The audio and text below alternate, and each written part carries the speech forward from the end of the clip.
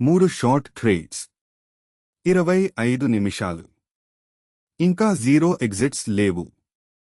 నా bat VG, Norwegian crown మరియు wolf అన్ని ప్రీ మార్కెట్లో హార్డ్గా గ్యాపింగ్ డౌన్ చేయడం స్పాట్ చేసింది. మరియు ఇది ఉదయం 10:26 ముందు అన్ని సిగ్నళ్లను ఫైర్ చేసింది. ఏమి జరిగిందో చూడండి.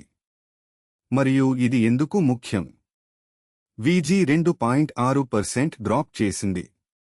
వాల్యూమ్ నార్మల్ కన్నా 2.5x కి చేరుకుంది.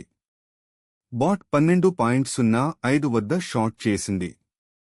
నార్వేజియన్ క్రోన్ 4.1% ట్యాంక్ చేసింది.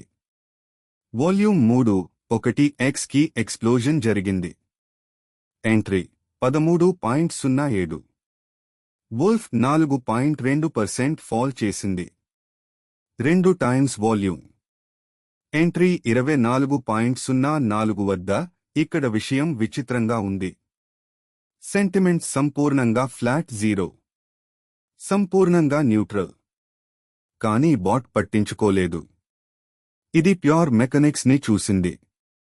ఇది ఎవరూ మాట్లాడని భాగం. బాట్ యొక్క స్ట్రాటజీ ఇంట్రాడే _gap_go అని పిలుస్తారు. అర్థం చేస్తే మ్యాసివ్ గ్యాప్స్ మరియు వాల్యూమ్ కంప్రెషన్ ని హంట్ చేయడం. Sentiment irrelevant. ప్రైస్ యాక్షన్ ఉంటుంది సరిగా. 3 stocks, 3 gap downs, 3 volume spikes, 3 shorts వరుసగా. మరియు అక్కడే నేను దానిని కనుగొన్నాను. ఆ 1 నంబర్ ఇది సరిగా ఎందుకు జరిగిందో ఎక్స్ప్లెయిన్ చేస్తుంది. నేను ఆ సంఖ్యను 30 సెకండ్స్లో చూపిస్తాను.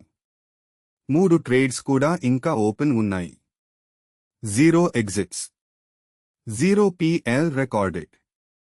ఇది పేపర్ ట్రేడింగ్, లివ్ కాదు. కానీ ఇక్కడ సమస్య ఉంది. నా బాట్ ఈ వారం 13 టోటల్ ట్రేడ్స్ ఉన్నాయి. Win rate